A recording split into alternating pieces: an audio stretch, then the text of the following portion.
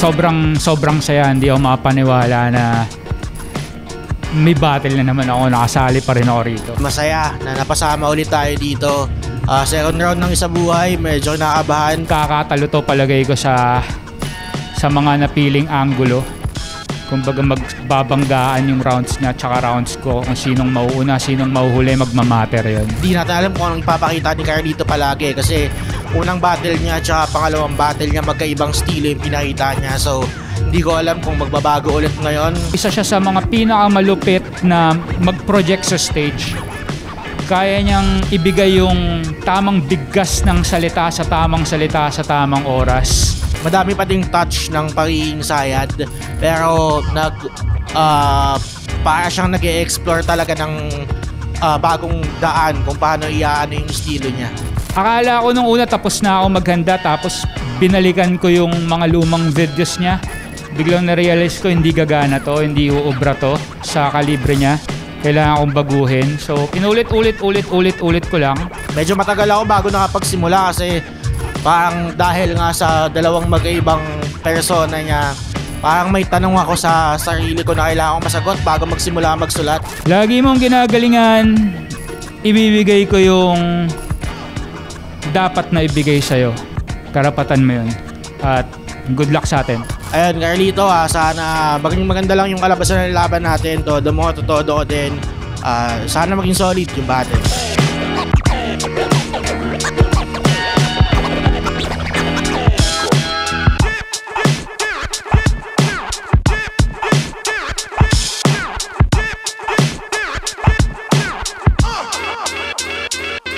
Left top, versikulo 13, nandito pa rin, Metro 10 Pasig, grabe na yung buhos na ulan, pero nandito pa rin tayo, shoutout sa lahat ng mga kasama natin, flip top pagigay, para sa parating natin laban.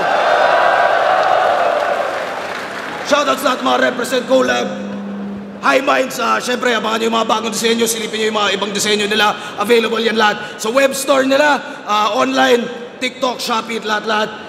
Syempre lahat ng mga ibang represent collab, Black Manila, Linya Linya, Unhinged, RX Panda, Ulap, Toyoware, Pinoy Pawn Stars, Rapolo, shoutouts lagi sa mga kapatid natin sa Cebu at Visayas.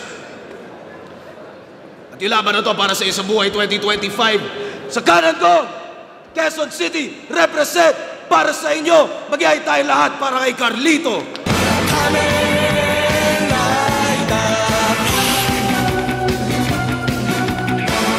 Shout out Crown Manila, Alvin Rosopa, Overkill Tattoo. Yeah. Syempre, Crown Manila, Real Jokes Clothing, Black Manila, Hype Beat, Boss Veggie, shout out sa kanilang lahat, Ulap Unhinged, 74 Killions, Papa Kills, shout out sa lahat ng tulong at suporta. At sa kaliwa naman, Las Piñas City, represent para sa inyo. Mag-ihay tayo lahat para kay Katana. Kahit hindi pangalanan, alam mo ding tatamaan. Nakapikit mabanatan ako, hindi man mayaman. Nakadikit ang dangal at dinudungi sa larangan ng mga shit na dalawan di mababa. Hello, Katana, Las Piñas Thugs, Mongol Unit 7 Heads, Notorious, Black Manila. Salamat. Sino tawag? Sino na? Nanalo ng coin toss, si Katana. Pinili niya ba una? Si Carlito. Tig-2 minuto dapat. 7 ang hurado natin para sa Isa Buhay 2025. Pakinggan natin unang banat ng versikulo 13. Carlito. Second stage. Third appearance. Nagka-clearance. Mga lampad. Rampage. Close yung distance. Ano mga resistance. Lalaspag. Fast-paced. Agarang ulti. Alas Shinigami. Lalapag. Isa Buhay tourney. Byakuya. Katana ay ilalaglag. Bangkay. Na umihinga talagang mapalad ka ulot. Ikaw ang unang makakatikim na kumukall out pautot. Pero kung tunog ay titignan, imaheng di pakikinggan, may 3 ka pang bibigyan. Ang cute mo, pakurot. Naunang makaabante at nakampante sa pagsirko pagkat pwede na sumikat sa kaunting lirisismo siya'y sinalang ng sinalang matindi ang sakripisyo, putang proud sa monopolyo, nagpopolo, iserbisyo. Nagpababad, nagpagamit na tila wala ng bukas sa pagtingkad ng pangalan ng abilidad kumupas ang dating pangparusa at panakot na pambutas naging pantabas ng damo at pantalop lang ng prutas. Kaya yari ka ngayon kahit gaano ka nag-practice. Tinangka ka pang ilag sa akin ng mga kamotos mong kamatis. Pagkat obvious ang aking nais, tugisin ka malinaw. Sisihin mo yung ever-ready kung bakit ka umilaw.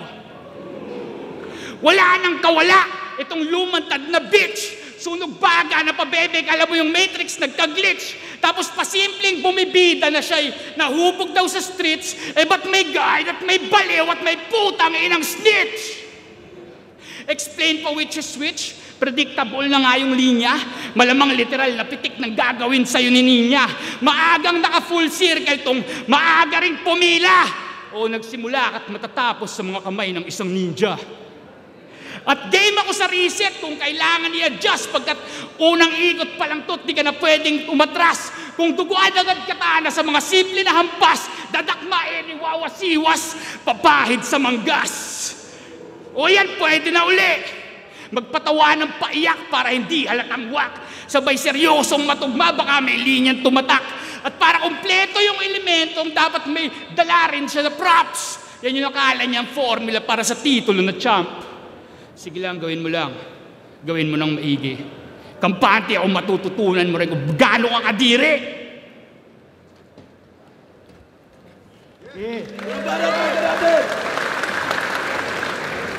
Second round ng isa buhay. Teka, parang may nakakapagtaka. Hindi ata ito yung left field na inaasahan ko na makakasampa. Kung nung huling laban mo, gamit yung bonnet, tamang nakatsamba ka. Panoodin nyo ngayon kung paano ko tanggalan ng maskara. Game? Kasali ka na naman.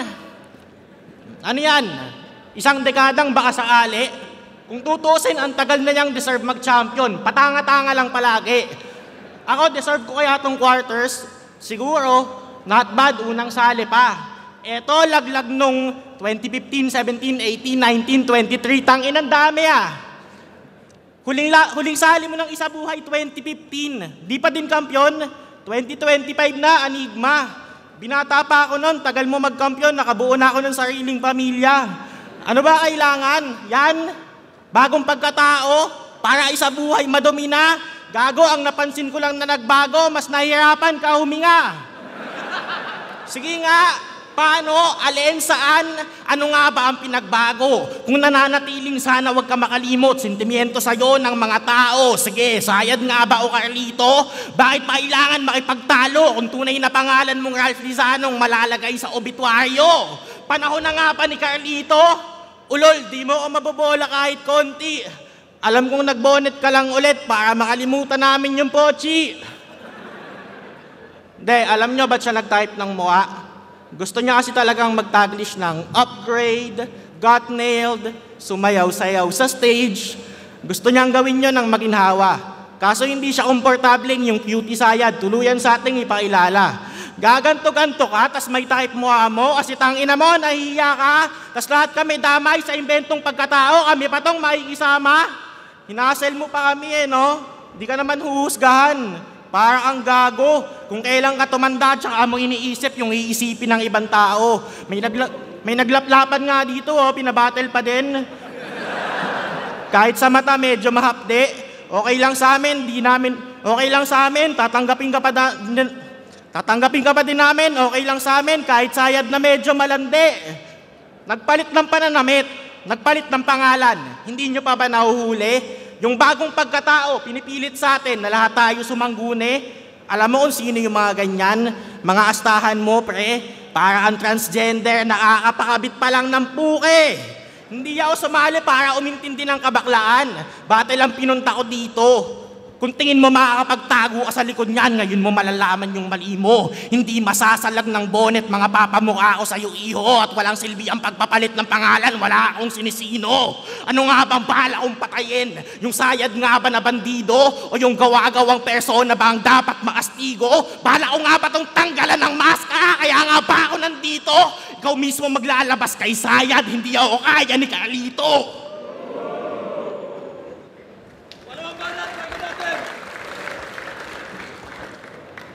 Transgender. LGBT. Okay. Alam niyo ba, pag ginugel niyo yung pangalang Vergel Jimenez, makikita niyo 2014, finalist ng I Am Pogay. Pero sa datang panglaslasan, mas talibangan epektibo. Nakaasa sa hiyawan, nasa lente ang resibo. Kung akala mo pulido ka sa reaction ko, well, you fucked. Overhead yung palakpak, di ba? Bare-handed sword block. Napari at nasoplak tong nahinog lang din sa pilit as if maaabot ng kata ng aking putang inang isip. Magaan pa kung tumitik kung lumetra pa maoy. Million views mo ba consistent? Mabenta na ba doy? O nasurpresa ka pa boy? Ba't bigla ka ng lumo? Nasabi mo na yan kay 30? Kayo'y mula sa isang puno na pareho lang sumubo ng mailakad papasok at akong huling pagsubok nitong pinalad na lamok. Mawawarat sa sapok, lalo't marupok pagkapanday, ba't tong kalat pumatok? Pataray magsalaysay. Isang atat na kalahok na naalok na kumbida para maranasan yung tuktok at bumalik sa umpisa.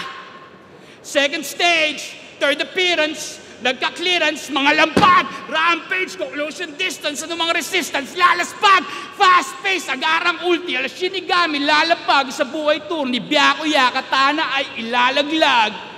Bangkay, after bangkay, na-stuck ka na sa loop. Soul Society Restoration Demonstration of the Hook. Seventh seal sa 7 heads na sa kaldero mag-regroup, tas ingungudgud ko kay Verhelyong pang number 5 na soup. Hanggang sa maduwal, baka kakulangan sa aray, makumpuni sa tsamba. Sumisermon na banal, pumupustura na aral. For God's sake, mahiya ka. Mukha'y pinapakapal para makapagkalakal. Pero nung natalsikan sa laiva, yung katana ng atal. Nagtila scuba diving sa taal. Hindi sa lake, kundi sa lava. At papunta na tayo sa ending. I'm still in the zone. Mukha ba mag-welding? Wow, my mind is blown. Winter is coming, Verhel. And let it be known, isa lang dagdag espadang pandisenyo sa Iron Throne.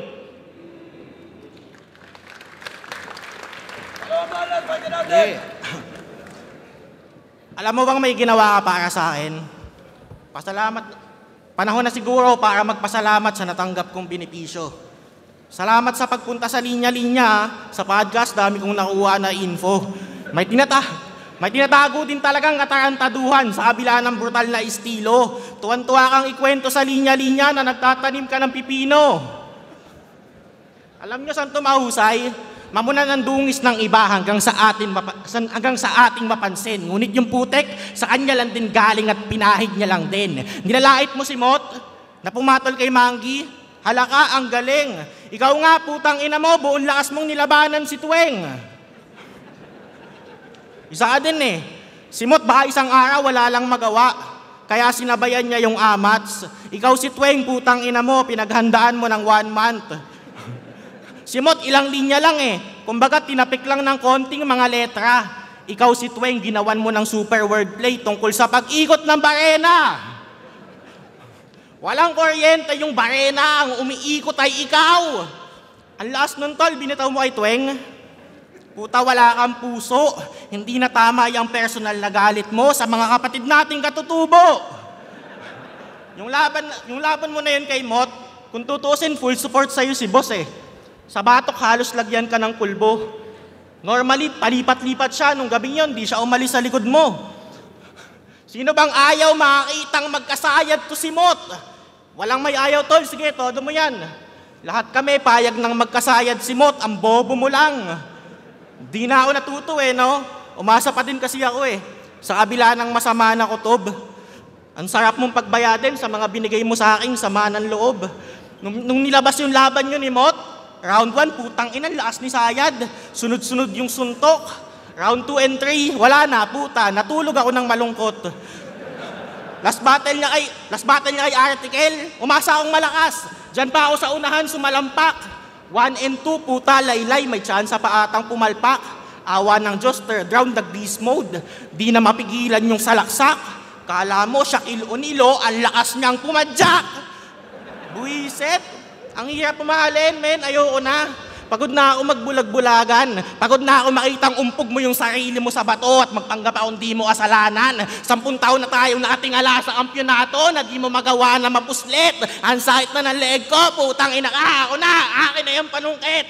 Sa bawat hakbang ko, pataas kung sa mga plano makamit. Nasilayan ng 100 palabas na tilaan yung tao na galit. Isa nga lang bang daang palabas, pues pagkatalo'y hagkan mo ang kalakip. Di ka na lang basta 100 palabas, ikaw na din yung hagdan ko, papanik. Pero hindi pa huli ang lahat. Makukuha mo yung para sa'yo mismo. Hindi man ngayon dadating ang oras para sa mga hawak mong resibo. Kung anong tinanim ay siya nga anihin. Katas ng galing at sakripisyo. Sa tamang panahon, magbubunga din lahat ng tinanim mo na pipino.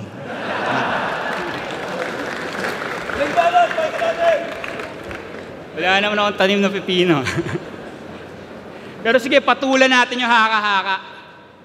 May sayad si Carlito. Porque yung level pang calamity, pero absolute ang apelyido, paki-recalibrate mentality. Hindi ito alter ego, pero na-activate insanity. Ang nandito ay nandito mula sa alternate reality. Pero malamang may mga sayad dyan sa crowd na nakahalo, nagmamasid. Yung mula sa nakaraan, hanap balang maitatawid. Habang itaga ka sa lukuyan, baka kanina pa nasasamid sa tuwing nagsasalita ka tungkol sa mga bagay na hindi mo naman nababatid. Ang paksa ay katauhan, ano bang kailangan linawin? Si Carlito sumayad yung kapansanan na isalin. Gets ko yung kagaguhan, pero hindi ito tungkol sa akin. Yung katana sa Verhel ngayon ang pag-uusapan natin. Kasi Alfonso Miguel, ang real name, positibong, itong batang Las Piñas ay anak ng manginginom. Kung napalaki ng tama ang tanong na masakma, kung pinalaki ka ng may tama, hindi ka pa basawa. Sa mga bayolenteng salita na tila walang tuldok at sa isang maling sagot, may lumalapat na suntok. Sa init ng alkohol o doon ka nalugmok. Sa lasenggong magulang kasagarang napukpok. Lagi niya sinasabi, wala na siyang tatay.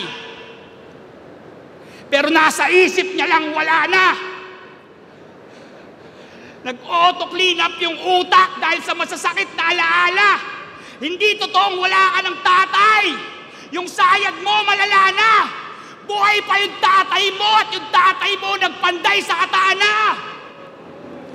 O, wag kang iiyak ha. Hindi pa ako tapos mang-gaslight. Siya raw yung balagbag na Batmobile, kinokontrol ni Dark Knight. Yung victory nag-landslide sa kaparaan ng sadistic. Parusa sa aminadong Mongol na lumalait autistic.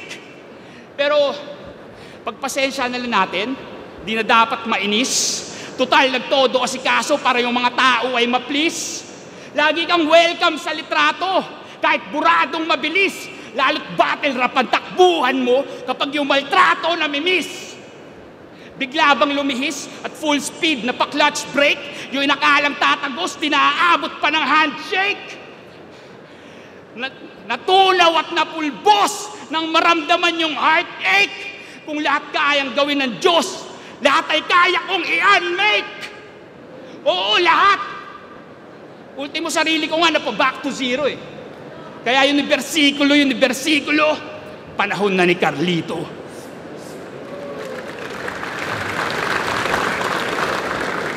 Yo. Anong pakiramdam tawaging empoy? Gusto ko lang malaman kung same yung feelings natin. Pero wala akong respeto dyan sa bigote mo, yan ay mahinang klase para sa akin. Dulo lang yung mahaba. Yung mata ng tunay, di mo to kaya na dugain. Alam kong ginugupit mo yung bandang gitna para di sumabit yung pagkain. Alam mo ba, sa lahat ng laban ko, eto yung pinakawalang kwenta yung magiging outcome. Regardless anong resulta. Hindi siya failure pag talo. Pag panalo, hindi din achievement yung nakuha. Pag talo ako, okay lang. Malakas naman yan eh. Wala nang kailangan i-explika. Pag panalo ako, anong special? Yung talo niyan, 15 na. Tangina mo, si Shei nga eh. Shei na yun ha. Si Shei nga eh. Shei na yun ha. Feeling natin sobrang dami niya ng talo. Yung standing makulimlim. Pero in reality, 12 lang yon. Tangina mo, sa'yo 15. Ang galing mo mag-camouflage ha, walang nakakapansin. 15, di pa ba disturbing yan? Daig ka pa ni Bagadang, si Badang yung talo, 13 lang. Nakontento ka na sa basta masama lang yung imahe mo. Mapakitang baliw yung pagkatao. Nalimutan mo ng kailangan mong pumatay bago bumaba ng entablado. Para saan pa yung mga konsepto na magarbo. Patibong sa mga plano. Kung bandang huli lahat ng yan, hindi ka naman kayang ipanalo. Luz Tornillo, nasiraan ng bait kaya masama. Hindi naman sa akin question. Tunay sa hindi, madaling makilatis pag pinadaan sa inspeksyon. Kung nasiraan ka lang ng bait, di mo yan piniling direksyon. Mismong sanhe, pati mga bungay, di mo sariling intensyon. Wala ka ng sariling desisyon. Ang meron lang ilusyon na yay sa'yo. Ako di ako nasiraan ng bait, ni walang gasgas. Sa kasunduan tumupad ako. Good condition yon nung swinap ko sa demonyo, talagang bumait. Nagkautosan ako. Ngayon di ko na kailangan kumilos pag gusto kong bulungan kayo. Pero ngayon ako mismo ang kikilos. Di magmamadali mga talampakan. At yun din mismo ang signos na mamamatay kang dahan-dahan. Yung ataol na laging bit-bit nito, yun mismong di mo matataasan. Saktong ang laki mong magnipiko, yung ataol hindi nababawasan. Bukas! Hindi, di pa. Di ka mahihiga dyan ng isang piraso. Babalatan muna kita ng buhay na kala mo nasa lumang panahon tayo. Magsisimula ako sa braso. At kahit tinatapyasan kita ng kalmado, maghahalo pa din ang balat sa tinalupan pagkasalin sa iisang sako. Kung yung laban mo ay GL, sinadula yung pagkalas-kalas ng kampo, ito naman ang tagpo na siyang magkakalas na sa mismong sundalo. Mga kamay na pinampalit mo ng anyo, pipit-pitin ko ng maso. Di ka na ulit makakapagpalit ng mukha kahit makapag-isip ka ng bago. Bagong mukha, di lang duguan sa tatanggapin mong maltrato. Walang solian yung pagmumukhang hihiramin mo sa aso. Bukas, higa, pero di ko yan isasarado. Putangin na mo, Ice Rocks, pagmasdan mo yung ginawa ko.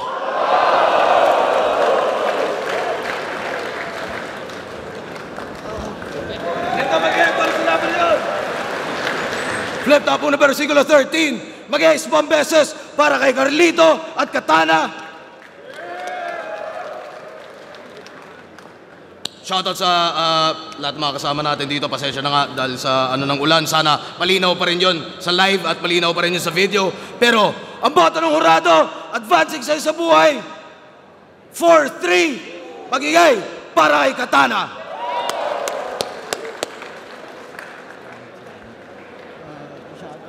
Black Manila, Casa Coco, Amadeo, shoutout din sa Linya-Linya, Crown Manila, Boss G Meat Shop, Celebrity Home Massage, Tattoo, Overkill Tattoo by Alvin Rosopa, Sabunan ko yung LC Gentry, G's Hobbies, The Joint Espresso and Tea, Tropang Admiral, Carmencita, Bukid, Team Span, tsaka Civicom. Salamat sa Yo, Raf yan. Ako yung isang bumoto kay Carlito. Bali, pare sila may mga parte na medyo nadudula sila o parang nagsistutter. Kaya hindi ko na siya masyadong pero natripan ko kay Carlito yung round 1 tsaka round 2 niya. Kumbaga mas pang tournament yung material niya para sa akin. Kumbaga yung kay Katana nandun pa rin pero hindi siya kasing last nung ina-expect ko. Pero yung kay Carlito kasi kaya ako siya binoto dahil dun sa pagiging brutal na nagawa din naman ni Katana sa round 3, okay din yun. Kaya bali binoto si Carlito round 1 and 2 tapos round 3 kay Katana. Carlito versus Katana, round 1, binoto ko si Carlito. Aggressive Carlito, linaw, nakatulong yung pagbutas ng bonnet para sa akin effective. Medyo lame yung pasok ni Katana, jokes at personals na saktuhan lang. Round 1 Carlito, round 2, binoto ko Carlito. Natiling aggressive, tapos yung talas, malinis na tirada, mas malalim. Nagustuhan ko pa din. Katana medyo lame, pero okay pa din mga anggulo, pero Carlito pa din, konti lang. Round 3, Katana to. Sa kanya tong round 3 jokes, personals, bars, overall. Pasok. Ayun, sa totoo lang, mahirap yung desisyon na pagboto ko, parehas na yan, tropa yan. Magaling naman talaga parehas. Pero yung pagdesisyon ko, ayun, binoto ko si Katana. Round 1, binigay ko ng malinaw kay Carlito. Mas maganda yung pambungad. Tsaka yung bagong flavor niya, sobrang linaw sa round na yun. Kitang-kita, talagang na-introduce ng maayos. Kumbaga, pwede mo sabihin, pwede nga patakbo nung laban mismo. Laban-laban naman si Katana sa round 1. Kaya goods pa rin yun. Round 2, masabi ko parang weakest round nila parehas. Performance-wise, hindi ko dama si Katana doon. Tapos si Carlito medyo halos malapit lang naman sa round 1. Pero iba pa rin yung kung paano yung pasok ng round 1 na sa ano kumbaga hindi nahabol ng round 2 niya. Kaya parang sabihin ko na lang tabla yun. Round 3, dikit din pero sobrang hirap ng decision para sa laban na to kasi isa buhay kasi. Pero ayun, binoto ko si Katana. Siguro mas maayos lang yung ender tsaka may mga moment. Tapos si Carlito, consistent naman, kumbaga flavor niya talagang sobrang lupit. Gusto ko pa sana mapanood sa mga sunod na semis, finals o kung saan man. Pero sa pagkakataon na to, binoto ko si Katana dahil sa round 3 siguro. Hindi ko alam kung tamang pagdesisyon yon pero ganun ko sinipat yung laban dahil tournament ganun. Pero alam mo yun, maraming factor pwede i-judge yun. So bahala na kayong manonood. Yo, isa ako sa bumoto kay Katana. Round 1 bibigay ko malinaw para kay Carlito. Tapos round 2 slight edge. Para sa akin mas maganda yung yung preparation ni Katana. Kaya round 2 binigay ko kay Katana. Sa round 3 binigay ko kay Katana. Yun. Shoutouts pa rin kay Katana. Ayun, dikit nga yung laban pero sa tingin ko dikit yung laban sa ibang paraan. Parehas ang binoto ko si Katana, maraming mabigat na sinulat si Carlito pero hindi niya na i-deliver ng maayos. Pero kay Katana naman naiintindihan pero yung iba hindi ganun kalakas. Nag-base ako doon sa pataas na performance overall. Para sa akin si Katana ang panalo overall doon. So Katana. Ayun, ang binoto ko si Katana. So si Carlito, yung style niya maganda rin naman pero parang siyempre tournament to para sa akin, paramihan ng puntos tsaka ng mga linyang tumama. So para sa akin kasi yung kay Katana consistent, parang sumusuntok. So baga nag-aantay ako ng mabigat na bara o bomba ni Carlito para matapatan yung basta kahit mga ilang pasabog lang na para makumbinsi ako na siya yung panalo ko. Pero parang wala akong masyadong nakitang ganun. Pero props pa rin yung style ni Carlito. Talaga, classic pa rin. Pero syempre tournament to, dinaan to sa dami ng puntos. Kaya ang binoto ko si Katana. Yo, sobrang solid ng battle. Si Carlito, maganda yung style niya ngayon. Parang unique yung style niya. Kaso parang nasa experimental stage pa lang siya. So dahil tournament nga, si Katana naman on point lahat, mas direkta, mas maiiksi yung suntok. Kaya para sa akin, Katana yung binoto ko.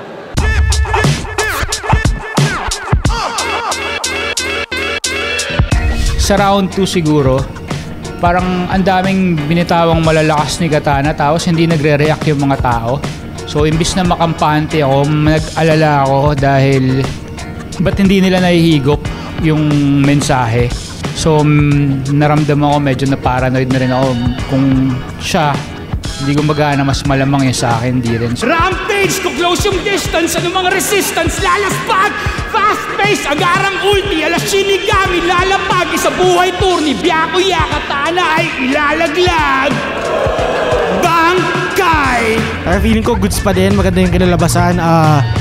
Feeling ko nabigay ko naman yung tingin kong matutuwa siyang material kasi yun yung goal ko dito kasi idol ko talaga si Sayat, kaya yung sulat ko gusto ko matutuwa dun siya, kaya feeling ko maganda na mga nalabasan. Yes. Mga kamay na pinampalit mo ng anyo, pipit-pitin ko ng maso, di ka na ulit makakapagpalit ng mukha kahit makapag-isip ka ng bagong mukha, di lang duguan sa tatanggapin mong maltrato, walang solian yung pagmumukhang hihiramin mo sa aso.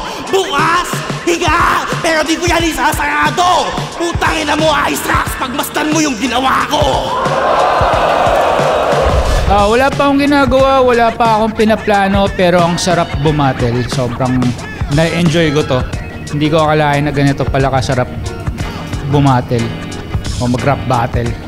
Sa ngayon, since medyo mahaba pa yung oras bago yung semis, may mga ilang kanta na susubukan kong tapusin ngayong linggo and para makapag-release naman ng mga kanta, pero same pa din, focus pa din sa isa buhay since umabot ng semis. Yun lang. Maraming salamat sa mga naniwala. At pagpasensya nyo na, hindi natin natungtong yung susunod na stage, pero salamat pa rin at congrats kay Katana. Ayun, sobrang salamat palagi sa mga sumusuporta sa akin, sa amin, sa buong Flip Top. Na-appreciate namin yan palagi. Sana tuloy nyo lang yung supporta nyo and share nyo yung mga battles palagi namin and palagi kong gagalingan sa mga susunod pang battle. Salamat.